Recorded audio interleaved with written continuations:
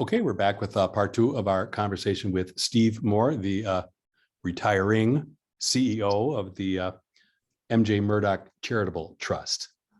Steve's been there for 16 years. So let's start this part of the conversation by asking you what's changed in the nonprofit sector overall during that period.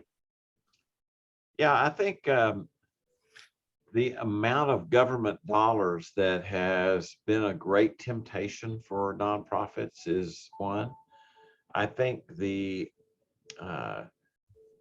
volume of dollars is significant. And I think that in some sectors, the temptation is that that will solve your problems. But as we've seen, and as people who've watched the sector a long time know, there's a roller coaster that you ride if you expect government dollars. They come and they go. And so we have really encouraged groups to build a more diverse and robust set of streams in their business model. And so we're not as interested in like just, following government, so to speak. We want to really encourage the sector to be a robust, independent, thoughtful, community-based sector. And so we value organizations that have their roots in those kind of things. Mm-hmm.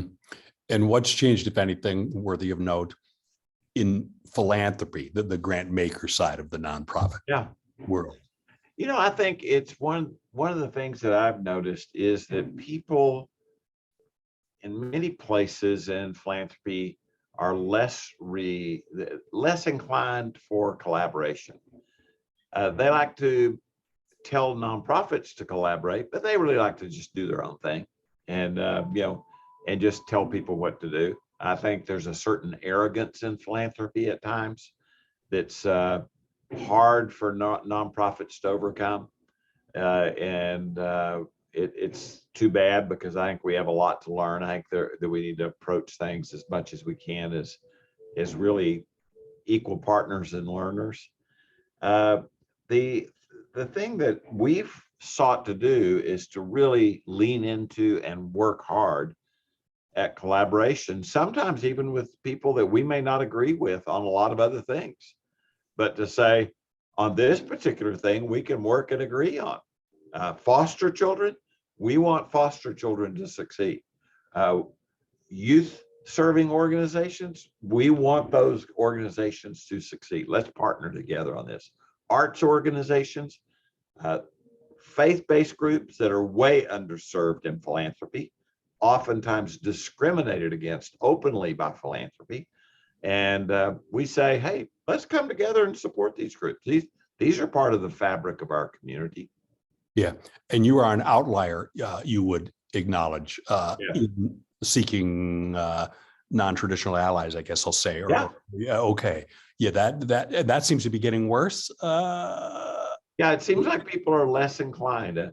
Though I would say that some of our collaborations have really continued in a very positive way. And we're finding people that it's sort of, they're saying, that maybe doesn't work for our communities and for groups and for philanthropy. And so we are interested in building those kind of collaborations. So we have certainly found people and groups that are willing to do that. And I think I was sensing that you might think you're an outlier in terms of long-term investments. Is philanthropy too short-term in its worldview? I guess that's not an ideological worldview. But I think that's a very good observation. I think people want short-time, immediate results. Sometimes that's because they come from the business community and they think, let's get the metrics, let's do that, we're going to impose these kinds of things. And we sort of take a different approach. We say to nonprofits, you tell us what success would look like, and tell us how you would know if you achieve success. How would you assess? And then how will you bring the learning from that back into the organization? So we're more interested in that kind of longer term. We've partnered with many groups the entire history of the Murdock Trust. Yeah. One of our first grants was to a great organization that works with parents and families of disabled kids, and they're still a partner with us. We've made multiple grants to them. Mm-hmm. Are the short terms that I'll say big philanthropy sometimes relies on or uses, or Yeah. are they sometimes too congruous with political terms of office? Is philanthropy too politicized? Big philanthropy. Yeah. Yeah, I would say in many cases, I would say both big and small and mid-size can very easily get caught up in the sweep of things. And it's very difficult sometimes to navigate. And I've seen this with regional philanthropic associations that just get caught up in things, and they want to, in a sense, they want to coerce other philanthropy, all the foundations. We've got to get behind this, you're got to be on the right side of history on this. You got to do this, And so there's a kind of manipulative kind of a way. Mm-hmm. And I just think that's not as healthy, not as helpful, either for the sector or for nonprofits or for the communities that we're all ultimately seeking to serve. Mm-hmm. It's bad for charity. Yeah. You have written in opposition to the ACE Act, which I guess now I have to describe since I mentioned it, but it's an act that would increase the regulation of philanthropy, DAFs and foundations. And your argument when you wrote was that the act would risk making charitable giving more difficult when it should be made easier. But might there be some regulations that would encourage philanthropy to be closer to the charity that it's supposed to be pursuing, or should we be so afraid of governmental involvement or questioning or scrutiny? Yeah. I think there are already things in place that are great checks and balances. Yeah. And I think that the reality is the more we can do to encourage people to be generous, to be volunteers, to serve, it's one of the unique distinctives of philanthropy in the United States. And it's been identified for a long time that community-based solutions that come and people being involved and being able to get engaged, that makes a big difference. So the more we can do to encourage that, the better. Universal charitable deduction is a very valuable thing. I personally think that donor advised funds is such a great tool that's been created. And now many of them are becoming so accessible that more and more donors can utilize them. And it gives an opportunity for someone to say, hey, I'd like to kind of save up and make a big gift to the group that I care about. Or I'd like to make a difference in youth organizations, and I want to take the time to study and then be able to make a gift, or a variety of ways that it may be. It allows collaborations. There's so many ways that that's been a really positive tool. And I think there's many other examples of ways that we can encourage more generosity and more volunteerism and more civic engagement. I think that's ultimately what we want to see. Mm-hmm. The trust, from what I can tell, has always had a relatively small board compared to some others. What are some of the benefits and drawbacks of that? Yeah, it's a very fair question. And what we've attempted to do is build out an ecosystem of advisors around the organization that are reflective of the sectors, the communities, and everything that we serve. At the core are our 3 trustees. It's in Jack's will that there will be 3 trustees, and that those trustees are self-perpetuating. I think that one of the things that's a real strength is it gives an institutional memory and a sense of longevity to the kinds of decisions that we make. That's fantastic. The challenge at times is the volume that we are now doing in both our investments and in our programs in our grants. And that's a lot for 3 people to have to kind of manage and to understand and to come up to speed on, and so that's a difficult thing. There is no chairman of the board. They're basically a committee of one that operates all the time. And so we interact on a very regular basis. And and what we're always trying to do is to make sure that we have teed them up for the very best decisions that they can make. And they're super supportive of the work that we do in that regard. Is the trust's, I'll say, identity connected to its location, the Pacific Northwest? If this was in New York, would things have gone the same, or Yeah. I often get asked that. One of the interesting things is that Jack did not say serve only the Pacific Northwest in his will.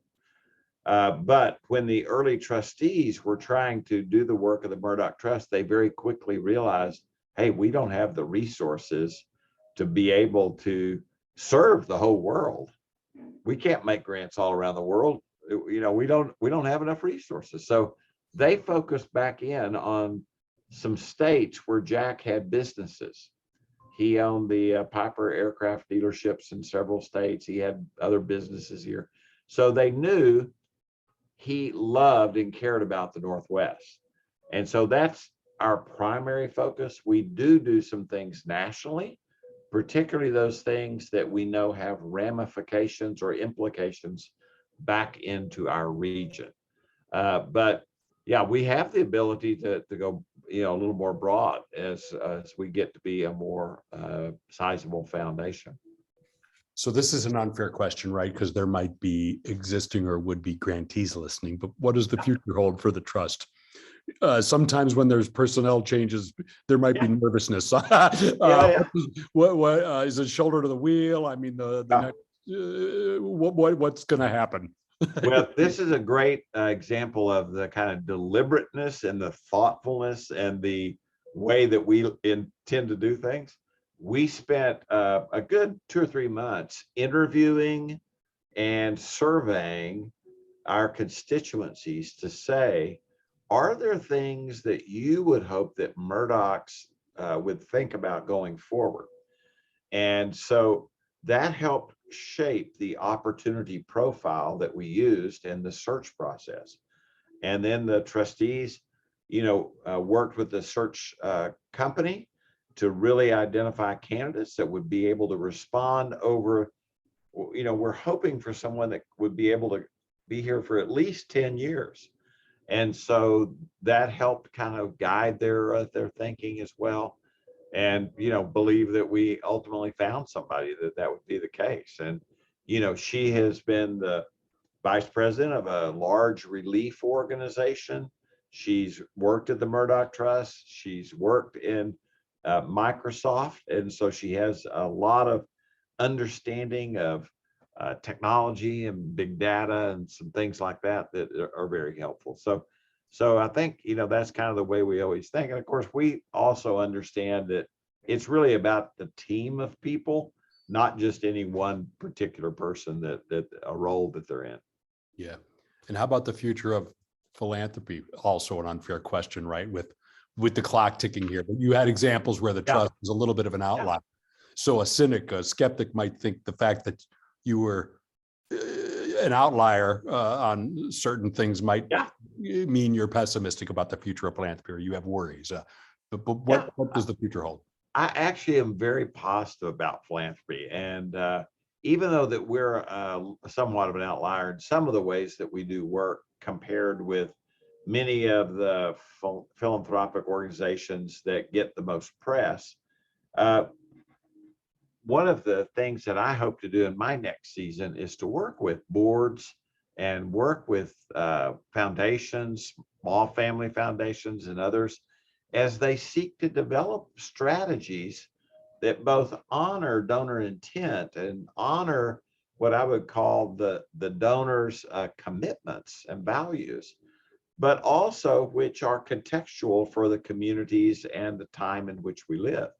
And I think that's where some people sometimes get stuck, is that That's a hard kind of a Venn diagram to come up with that gives you that place that's overlapping to where you're able to fulfill that. So I'm hoping to work with leaders and foundations and others as they seek to work on that.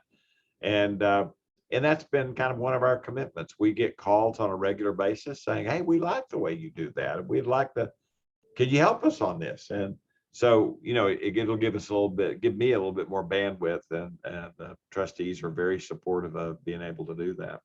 Well, you snuck in an answer then to my last question. I was going to wonder if you're going to go to the Seychelles or, on a yacht or go fishing. So what, you plan on remaining engaged in philanthropy in the way that you just described? Yeah, if somebody who's listening to this has a yacht, I'd love to go on a yacht. Yeah. I've never been on a yacht, so that would be very fun to do. Yeah. No, I think that what I find is that particularly coming out of the pandemic, leaders are exhausted and leadership teams are really trying to figure out how to reboot their strategies given the new realities that we live in. And so I want to be able to kind of come alongside and help in some of those kinds of ways. And I just think that, for such a time as this, it's just such an incredible time that we live in. And there's a great opportunity for what I would call a redemptive and generative kind of way of working and thinking. It's not going to be easy. I mean, this is not going to be easy in the next decade, but it has the potential to be very fruitful and very much of an opportunity. This is when entrepreneurs really step up. This is a great time. We support a group called Praxis, and they do entrepreneurship training, and so we love groups like that are really helping to think, how do we take this moment we're in and really be generative in the work that we do. Great. Well, why don't we end it there? Thank you so much for joining us for this conversation. Steve Moore, finishing up a chapter of his life at the MJ Murdock Charitable Trust. Thank you so much. Hey, thanks so much for taking the time. It's great to be with you. To be continued.